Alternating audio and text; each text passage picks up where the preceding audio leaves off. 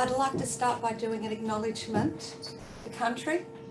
I would like to begin by acknowledging the traditional owners of the land which we meet today, the Wongal people of the Eora Nation, and pay my respects to the elders past and present.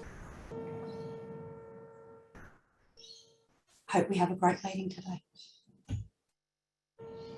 Thank you so much, Charmaine. I'm going to pass you on to Noor now. Hi everyone, my name is Noor Haider. I'm a political reporter with ABC News and I'll be emceeing today's launch of the National Survivor Advocate Program and Rape and Domestic Violence Services Australia's new name, Full Stop Australia. I would also like to pay my respects to the traditional owners of the land on which I'm on today, the Ngunnawal people. For anyone who's watching today's session who may find any of the content triggering, you can access support services on fullstop.org.au's website. To get us started, I'll pass back to Hayley Foster, the CEO of Full Stop Australia, who sort of explain a little bit more about what this program and this initiative intends to achieve. Thanks so much, Noor, and thank you so much for the acknowledgement, Charmaine. We're so thrilled to have you here at Full Stop Australia. I'm also coming to you from Wongal country and Gadigal and paying my respects to elders past, present and emerging, and extend that respect to all the wonderful Aboriginal and Torres Strait Islander people who are joining us today. It is with absolute pleasure that I would like to launch today our National Survivor Advocate Program. Of course, we know that there have been some wonderful Survivor Advocate programs so far, spearheaded by Our Watch and a number of leading organisations and states and territories across the country, but this will be the first national program. And the aim of our program is to bring together people with lived experience of sexual, domestic and family violence right across the country to essentially have their voices heard in policy and in practice and in law reform that impacts upon their own safety and well-being. The way that it will run is that we will have an expression of interest process to create a national advisory committee that we're hoping will be geographically diverse, but also diverse in the sense of people's experiences of violence and abuse, whether it be in the home, the workplace, a sporting context, an educational setting, in any setting across the community. We'd like to hear from a diversity of voices, from a diversity of backgrounds and experiences. And from there, I can't really tell you what the priorities are going to be because it will be survivor-led. It will be a policy agenda. It will be projects, it will be programs, it will be informing practice reform by people with lived experience of sexual, domestic and family violence. So absolutely thrilled to be launching this today with the support of Pinnacle Foundation, philanthropically supported, and with our ambassadors. We're joined by Dr. Manjula O'Connor and Chanel Contos today, two of our wonderful ambassadors. And just a little bit about Full Stop Australia. So as you may know, we've been in operation for close to 50 years now, way back when. In 1971, 500 amazing women came together at Redfern Town Hall and established the nation's first rape crisis centre. Since that time, we've been providing really high quality trauma specialist counselling services to people impacted by sexual and now domestic and family violence. And we also provide incredible training and support for organisations who want to make changes. And we also advocate, as you would have seen us around the town. Now we're going to be making sure that at the centre of everything that we do, people with lived experience will be there at the round tables, meeting with ministers, helping to advise on the policies and the laws and the practices that actually impact upon their own safety and well-being. So without further ado, I would like to, I'm not sure, are we joined by the Minister yet? No? Okay, so I'm going to pass on now to Chanel. Hey Hayley, thank you so much and congratulations on the launch of this program today to everyone involved. So by way of introduction, for those I haven't met before, my name is Chanel, and earlier this year I went forward with my story of sexual assault. I told it to the media, and with the kind of support I had from people And I was very fortunate that the first two journalists I spoke to and trusted with my story initially were both young women who had no formal trauma training, but were just very intuitive on the issue and made the process a really comfortable one for me. But that was really just luck, to be honest. And since then, I've had the opportunity to work with people like Hayley and people from Full Stop Australia organisation and lots of different foundations from around Australia. And I think to me that's very telling of why it's so important we have a process and a national one involved in an organisation that can support people the same way I was kind of informally supported by Happy Coincidence through this process. Because what we have in Australia is we have people making decisions about things that affect people really different to them. And I think that a program like this has the ability to give power to survivors of violence on a different spectrum, and also make Australia aware that domestic violence, sexual violence, all types of violence is not only experienced by Australians when it makes media headlines, but it is actually something that is experienced all day, every day in different forms at different stages around Australia. So giving light to the prevalence of it so that policies and decisions can be made accordingly with the voice of the people who it is actually impacting, those policies and decisions actually impacting in the room. So yeah, I'm really excited for the conversation today, and congratulations. I'm not sure if we're joined yet by the Minister, but we'll just take a moment to see if Minister Ruston is here with us. We'll push ahead in that case. I'd like to introduce Full Stop Australia's Counselling Services Director, Tara Hunter, who'll provide us with some insight into how the pandemic has affected work in this space, but also the future of counselling support services at Full Stop Australia.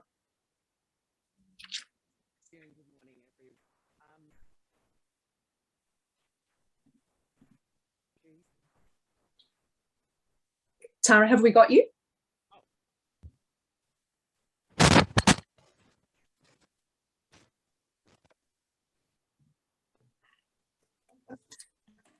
We might have a sound issue. Perhaps we can talk to Marika first. If Marika is ready, we might. I am ready. I'm ready after you, Okay. sorry. How would we like to do this? Nor, over to you. You direct us. We're both ready. Sure. Let's stick with you, Marika. I'll just do a quick introduction. You're Full Stop Australia's Training and Professional Services Manager, and you'll sort of today provide us with a little bit of insight into, the role of in preventing and responding to violence and the importance of education and training. Yeah, good morning. Thank you. And I'm sitting here in Gadigal land and pay my respects to elders past, present and emerging. I've been around for a while, and I'm looking at the list of people in this Zoom, and I know that a lot of you have also got very deep experience. So I don't want to take up my couple of minutes telling you what you already know. The importance of training, development, learning programs, information programs are critical. But I just did want to share a little bit of my most profound learning experiences. And when I dwindle them down, they have always come from the people that I have really served or worked with. Working at the front line as a young social worker in the streets of the Cross is where I really learnt my trade. It wasn't my university degree, it was actually learning from those people who were experiencing violence, those people who were living on the streets, those people who I lined up at the old Social Security office and stood beside them as they became re-traumatised with that bureaucracy. It is that learning that I bring to our training and development services, and it's the learning of everyone who has lived that experience of violence and the social care sector. We got these really amazing programs that really help people understand practically what it's like to access services and support, practically what it's like to intervene if you're a bystander, and practically what it's like to respond with compassion when someone discloses violence. I think I'm most excited about this launch and this group because I want to learn more about how we can do better, skill more people up, and really work together to end violence. And I know that we've only had a couple of minutes to do that message today, but I really cannot wait to work with this group. So good morning, and let's go. No. Thank you so much, Marika. Tara, if you're all mic'd up and ready to go, we might hand over to you. Okay, thanks very much. Sorry about the Zoom issue. Never gets old, even though we've been doing this for months. So thank you, Charmaine, for the welcome to country. And I'd also like to acknowledge that I'm meeting on Gadigal land today, pay my respect to the Aboriginal and Torres Strait Islander people that are joining us today, and to the elders past, present and emerging. I'd also, on that note, like to acknowledge that our First Nations people are way overrepresented in this space. And I think it's really important, and I hope to see as part of our new program that we actually put some voices and we've got the fabulous Charmaine working with us. So we actually have some voices about talking around the realities for people who are trying to access services that often don't feel safe for them culturally, and where people, and I guess I spent quite a lot of time with Charmaine the other day about, people's not feeling understood. And I think this is where there's a great opportunity with this program to actually get from the ground up some voices in around actually how we need to reorient services. That said, and I think, we've got the new name and we're talking about, Full Stop Australia today, but I also think that we're not new. And I think Hayley's talked to the history that we have.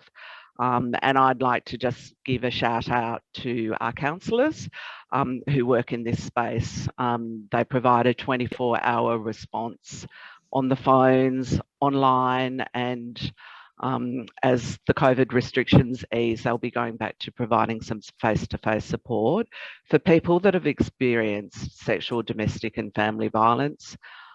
We meet people at very different points in their journey. Sometimes I think as a phone and an online service, we're a really safe first place for people to start getting that first point of care. And so what is really important for us is that we're trained and we understand trauma and we understand violence and the impacts, but we also have that lens around safety. And I think the important thing when I think about victims and survivors, and a big shout out to Chanel, and a big shout out to a number of people that have really come out and shared their stories in the last year. It's been really amazing. But I'd really also like to acknowledge the people, and I think Chanel talked about that, those people there that live in our community on a day-to-day basis that are affected by sexual, domestic and family violence, that don't feel free to share their stories. It's not safe for them. It's not psychologically safe for some people. And often it's really very physically unsafe. And I think just because people are silent doesn't mean that it's not happening. And I think it's really important that we keep this on the agenda and we keep finding ways to give people a voice. I think the other bit that we wanted to talk about was the impacts of COVID. And I think we've all been impacted by COVID, but in this space, again, we just see that next level of people that are living in homes, they often haven't been able to escape. And what we know, and I know from a service perspective, what happens when lockdown started is that actually the phones stopped ringing as much. So what that indicates is people weren't safe to actually reach out. They're often living day to day, every minute with the person that's harming them. They're often in a space where they're caring for children and they're not safe to be able to pick up a phone or to leave the house because of the restrictions. Sometimes people are out and about and they shouldn't be. And sometimes they've been sexually assaulted and they don't feel safe to go to the authorities and share their story because of fear of being either not believed or actually finding themselves in trouble rather than getting the support that they need. And I think what we're seeing now as we come out of lockdown, and I was talking to one of our counsellors yesterday, and I think we all acknowledge that our phones have started ringing a lot more than they have done in the last couple of months. And we're hearing stories about people that have been trapped, that haven't felt safe in getting support. But I think the other thing is talking about the impacts, the daily impacts of that trauma and not feeling psychologically safe, and actually reintegrating back into community and into normal life. I think is going to be really challenging for lots of people. I think on a systemic level, it's meant changes in how we access services. It's meant changes and delays in the justice system. So there's still lots of work that we need to do. And I think the first stop that we make is providing a really safe space for people to tell their story. We need to believe them. We need to respect, and we need to honour the safety. And I think Marika talked about how we learn from people, and we need to acknowledge that people have an expertise in their own journey and they keep themselves, their resilience, their ingenuity in keeping themselves safe is every day. We've got so much to learn. And on that note, I will hand over back to you. Thank you, Tara. There is a lot there to unpack, but I believe we are now joined by the Minister for Families and Social Services, Anne Ruston, who'll be speaking a little bit about why it's so important to listen to victim survivors through the process of reform. Well, thank you very much, Tara. And can I firstly acknowledge the Ngunnawal and Ngambri people, who are the traditional owners of the land on which I meet or come to you from today here in Canberra. Well, thank you very much for the opportunity to say a few words. And I think, the new name, Full Stop Australia, just really speaks so loudly to what we all have before us as what we have to do, and that is we have to move from a position where, with the last national plan, we were referring, it was called Reducing Violence Against Women and Their Children. The next national plan will be called Ending Violence Against Women and Their Children, because there is no acceptable level of violence, family, domestic or sexual violence, that can be tolerated in a first world country like Australia. And I think the name Full Stop Australia just really encapsulates that absolute direction and that target that we are all trying to reach, and that is an Australia that is free of gender-based violence. So congratulations on the new name, and it's great to be here. I think over the last 18 months, we've been having a very public, conversation around violence against women. And I think, it has been exceptionally difficult to hear, for Australia to hear the details of the impact of violence that violence has on survivors. But I think one of the things that has really clearly come out of this is that we have to listen, and we have to listen very carefully, because no matter how difficult it is for Australia to hear the stories of victim survivors, it is absolutely nothing in comparison to the trauma that victim survivors live with every day of their lives. And I think, the fact that we are working towards a situation where we can empower survivors so that they can feel proud to tell their own stories is such an important part of this journey, and something that, I have been particularly honoured to have had the opportunity to speak to so many victim survivors who have shared their stories with me. And I think that it is only through listening to the voices of those people that we ever truly will be able to get to a situation where Australia understands the unbelievable toll that family, domestic and sexual violence has on this country and on the people that it's perpetrated against. And, you know, I had an amazing couple of hours with Lula from the collective and all the amazing women that sat around that particular team's call and told their stories. The same thing, and hi Chanel, and it was fabulous to join you a few weeks ago on your round table around teachers consent, because, you know, unless we actually can get in and start making a difference at the coalface, at the front, you know, when people are younger, teach them what consent really is, teach them about respectful behaviours. You know, we will not change the dial in relation to ending violence against women. And I think, you know, the other thing that has really clearly shone out to me in these conversations has been there is going to be no one group in society that can carry the burden of making the change that we need to make. This has got to be a whole of community response. And I am just so appreciative of all of the people who have come forward since we've been having this, I suppose, a much more public conversation about this situation, the amount of people that have come forward and offered in whatever way that they can help, you know, whether it be the business community, whether it be, you know, schools, whether it be sporting groups, because I think we have to make sure that we engage every single Australian if we are actually going to make the difference. But, you know, I think, you know, I was really proud earlier this year to have been able to secure the $1.1 billion commitment as the down payment on the next national plan to end violence against women and their children, to make sure that it is a framework that addresses all of the complex activities and things that we must do if we are to actually achieve that goal of ending violence against women and their children.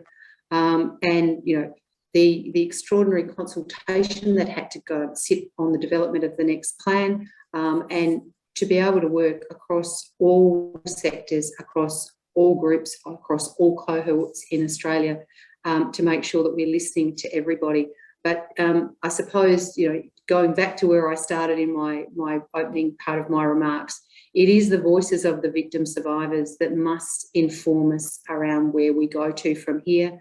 You know, listening to, you know, people like our Australian of the Year, Grace Tame, you know, who bravely came out and is now making a public platform of, you know, the terrible story that found her in the situation that she was in. It is by listening to those voices that we can truly move forward. And so I congratulate you all for what you're doing, and I thank you for what you're doing. And can I just say how much I've appreciated the opportunity to be working with so many of you that are on this call today.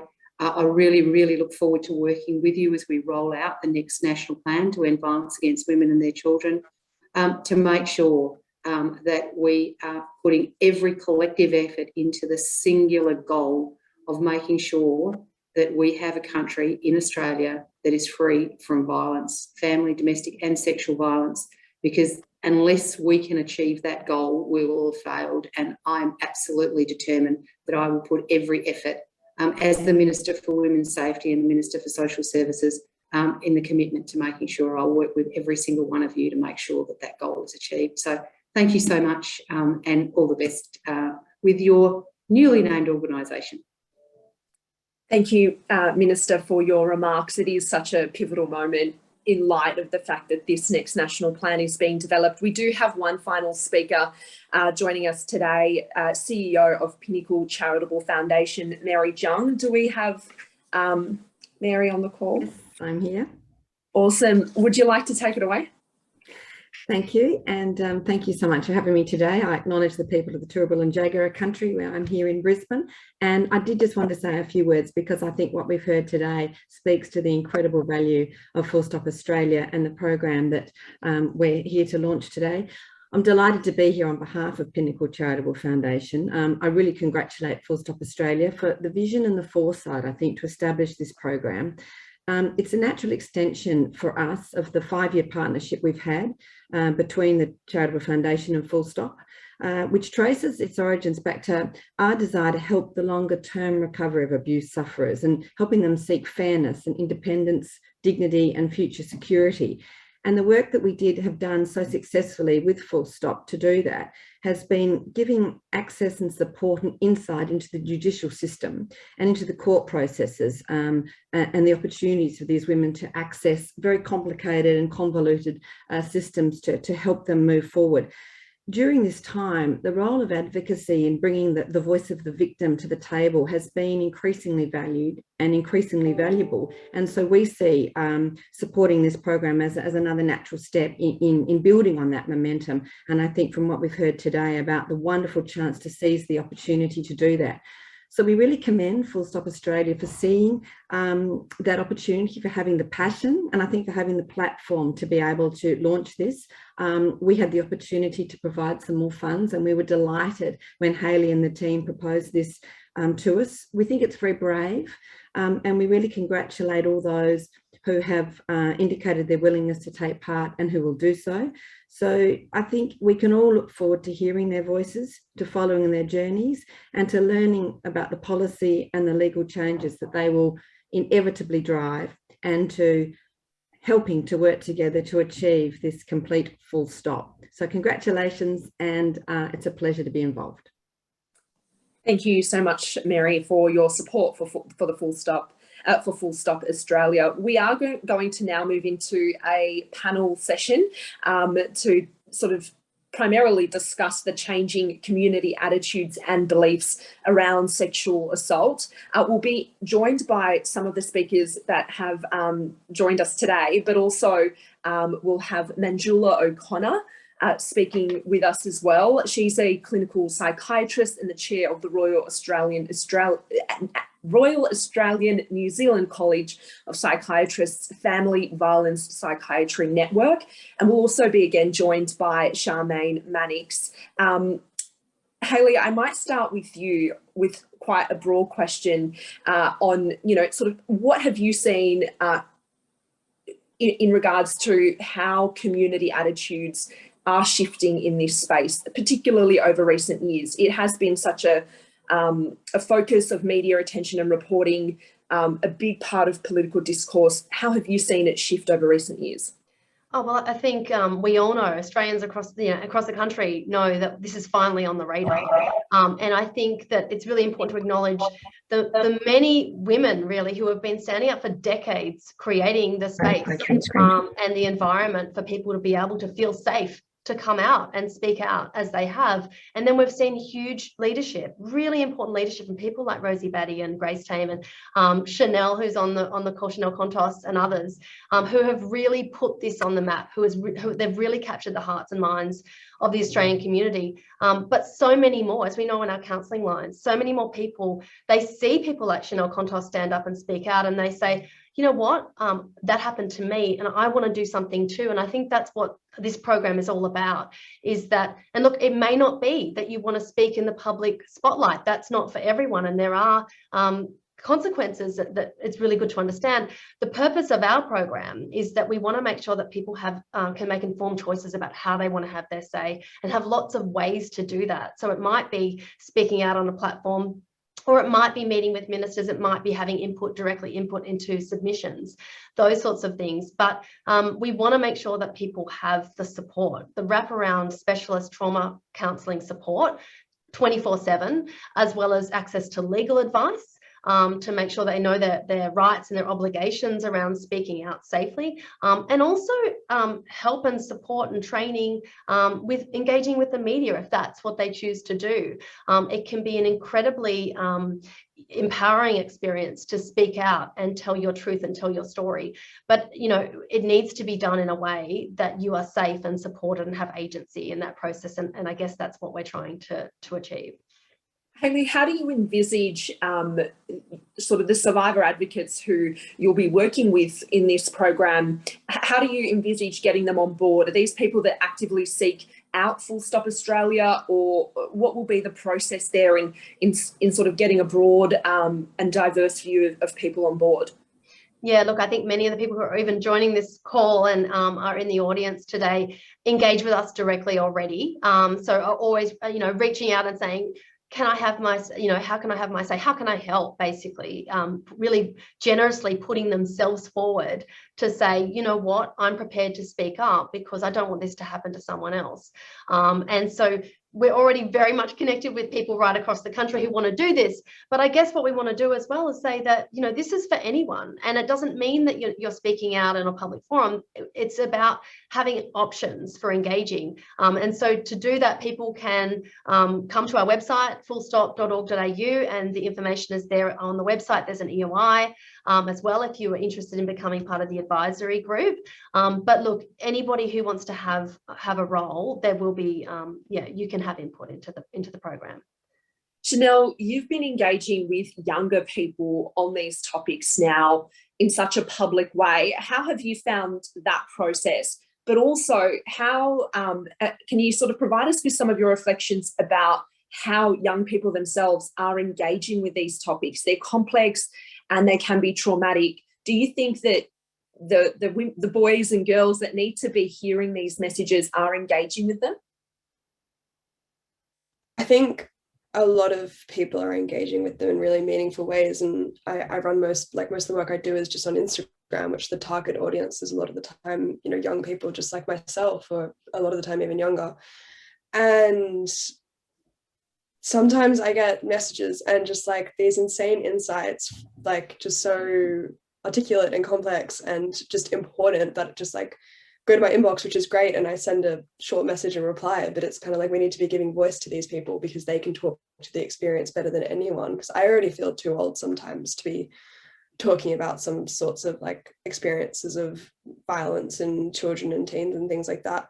But I also think that the type of people who mainly engage with this kind of content and who have really been engaged in this conversation over the last year, as it has really kind of had more of a space in the public discourse than potentially in previous years, we also need to ensure the audience is those who are prone to perpetrating sexual assault as well. It's really important that survivors and people who may be more adversely affected by different types of violence feel supported and have these environments to talk in. But I think we also need to take this conversation one step further and start acknowledging that, okay, how come every single person knows someone who has experienced violence, whether that be domestic, sexual, family? Are we going to start acknowledging that means that we all know someone who's perpetrated violence? And I think the conversation still needs to push further in that direction in order for us to kind of reach that tangible change. But I think we're creating a climate for us to do so when we are having this like wave of people willing to be like, this happened and this happened to me and this happens in different ways, and sexual violence is a spectrum and we can't keep stereotyping about it. And I think the more people who speak up about their story, whether that be again to individual policymakers behind the scene or really publicly, we start being able to unpack these intricacies and the dynamics behind every individual case, to start learning that it's not a blanket solution and that we do need things coming from all angles in order to prevent harm in future.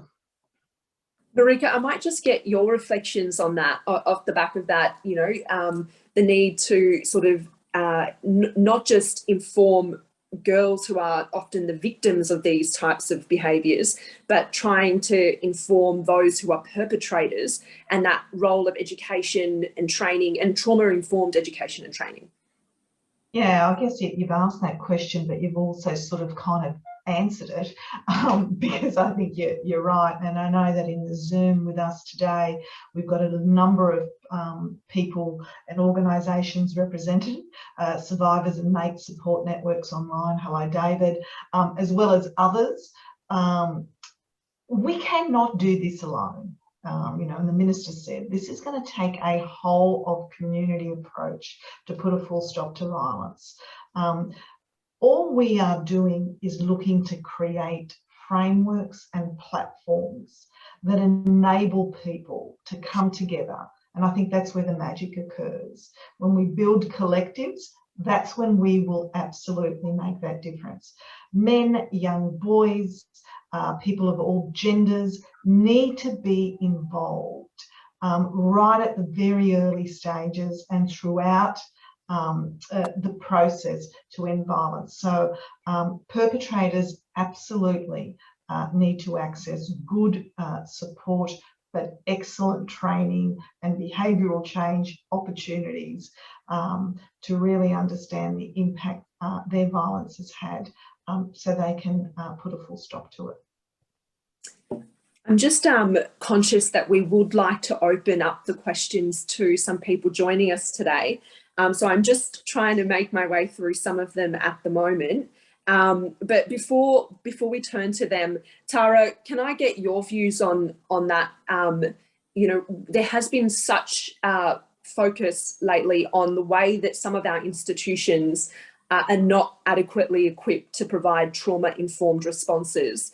How important is that, particularly in light of the pandemic and what we know, you know, in the way that it's potentially exacerbated the sort of problems around domestic and family violence and sexual violence?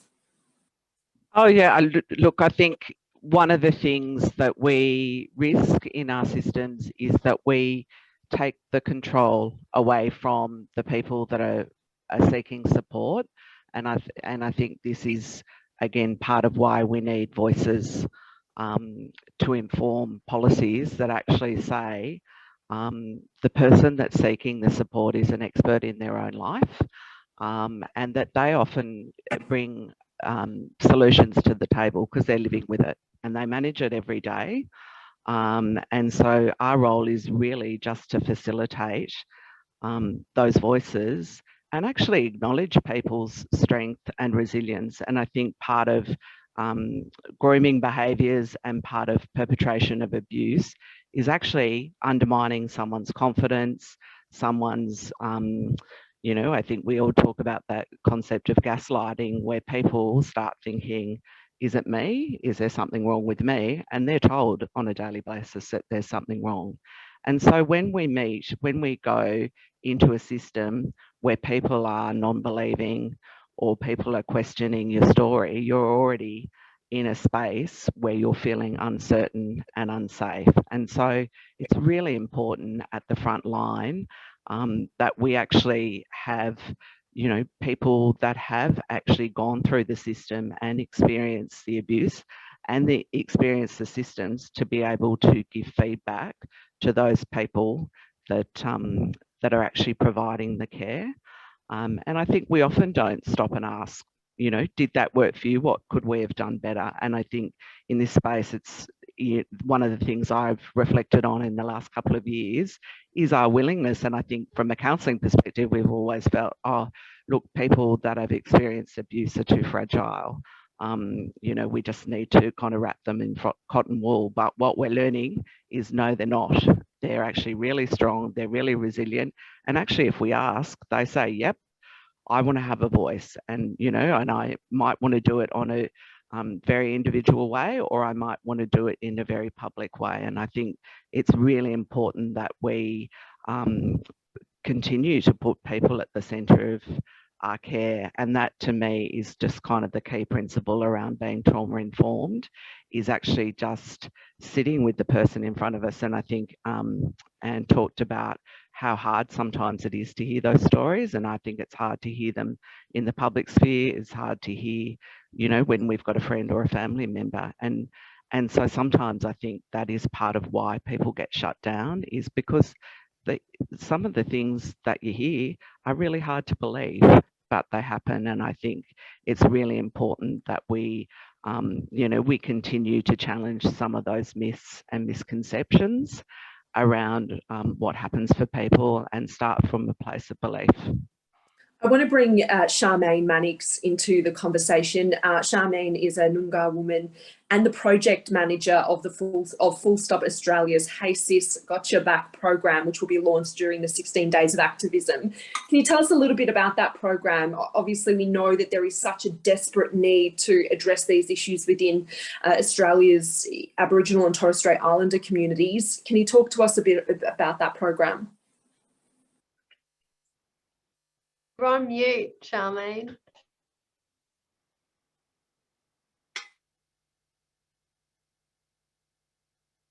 Sorry, can everyone hear me?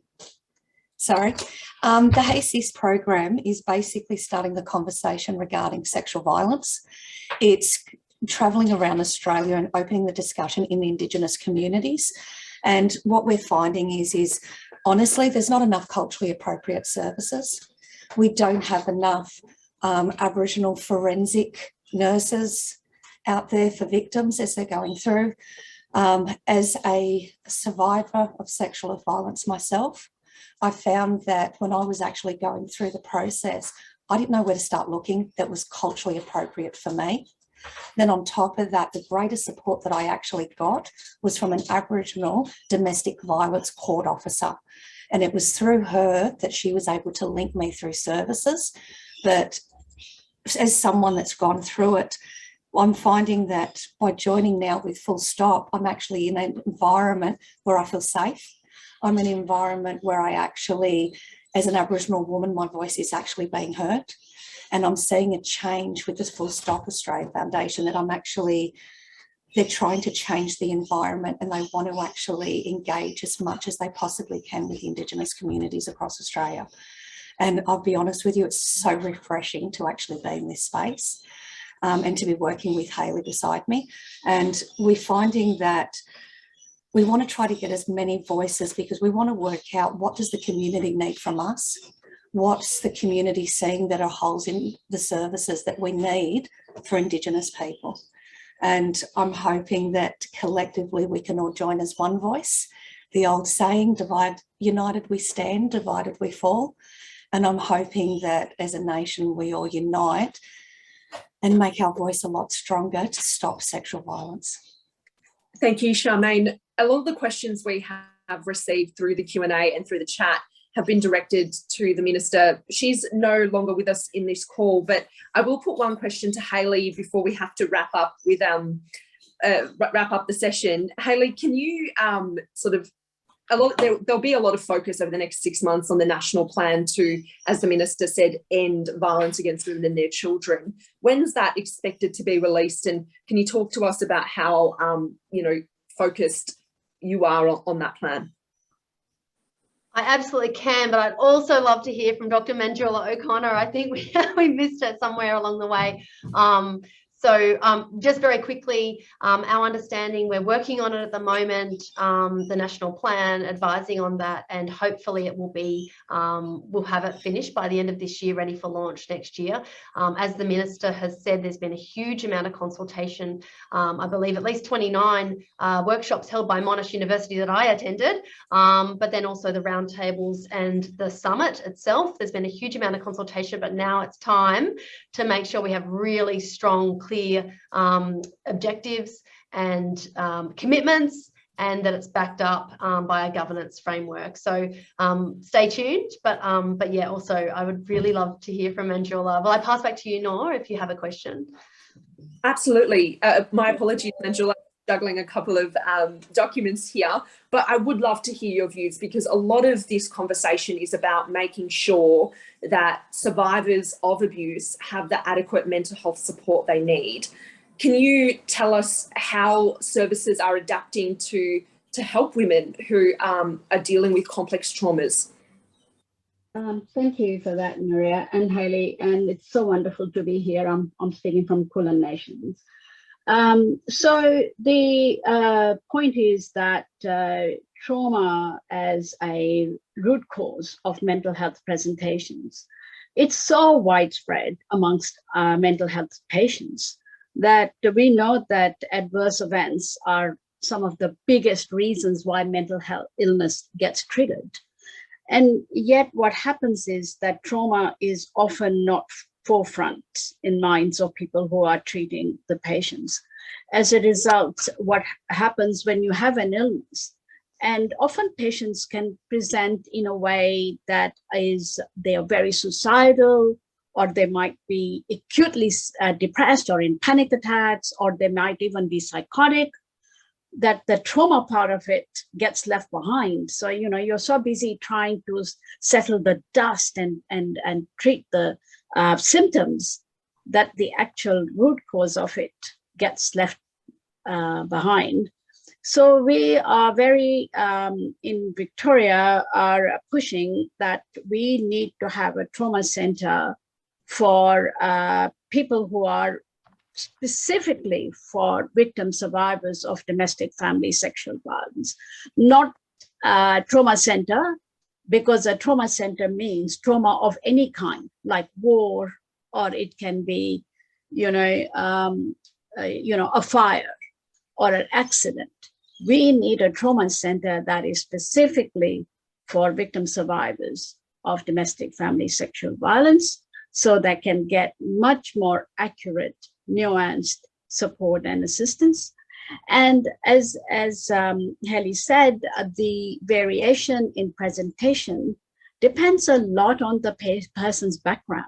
So we have to be very mindful of the migrant women's experiences. They are quite different to the people who've been born in the country and they have a knowledge of all the systems, who have knowledge of all the language. They know they can ring 000 for police. People who are new to the country, they don't have even basic information like that.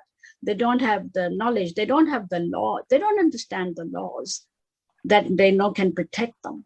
And the perpetrators don't know the laws and how they are being implemented in this country compared with their own country. And, all of those issues we need to take into account in prevention of this problem, not just looking at the acute interventions. So it should be a prevention as well as intervention approach in order to actually solve the problem. Manjula, that is such a powerful note to end on. We have reached the end of the session today, but there is one final video that we would like to play. I might hand over to Ash, who will launch the video, if I'm correct. Can everyone see that? Yeah, I believe so.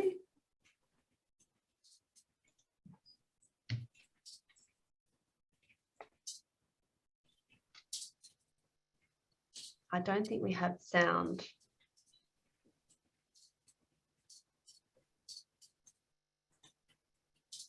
Ash, I don't think we have sound. So what we might do is people can check that out on socials, do you think? Yeah, and I'm sending around a pack after this, which will include the video as well. Hayley, would you like to provide some closing words? Yeah, look, I just want to thank everyone. I want to thank the Pinnacle Foundation for actually making this possible, this program possible. I want to thank the Minister for sharing her busy time with us as well, and for supporting the program. I want to thank everybody here, yourself as well, Noor. We really appreciate your support and everyone on the call. But most importantly, I want to thank people with lived experience right across the country who are dealing with the impacts of the trauma of what's happened. But not only that, there are so many people behind closed doors. I know I work with so many of you who are working day in, day out to make a change, to prevent violence from happening in the first place, to actually put a full stop to sexual, domestic and family violence. This program is for you. I want to acknowledge all of the amazing work that's already being done, the collective that Minister Ruston has mentioned. So many people with lived experience have actually created their own programs, their own networks, their own projects.